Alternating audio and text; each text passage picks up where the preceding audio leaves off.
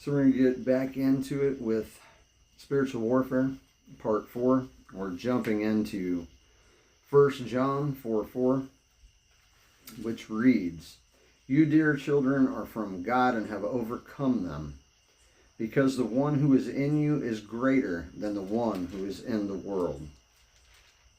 And with that scripture, the verse offers encouragement, reassurance, highlighting that the power of God within believers is greater than any power in the world.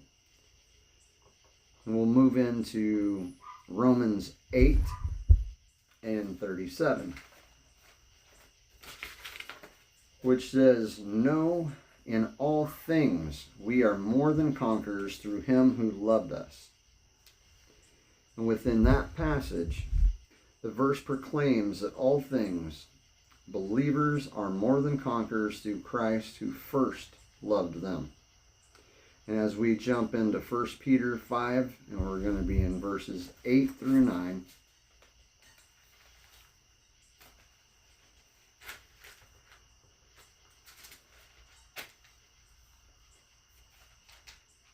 "Be self-controlled and alert.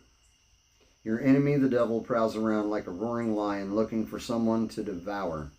Resist him, standing firm in the faith, because you know that your brothers throughout the world are undergoing the same kind of suffering." And with that portion, the passage warns believers to be sober. And in this case, sober is serious, is a lot of what the meaning of sober in the Bible is, and watchful, as their adversary, the devil, is like a roaring lion seeking someone to devour.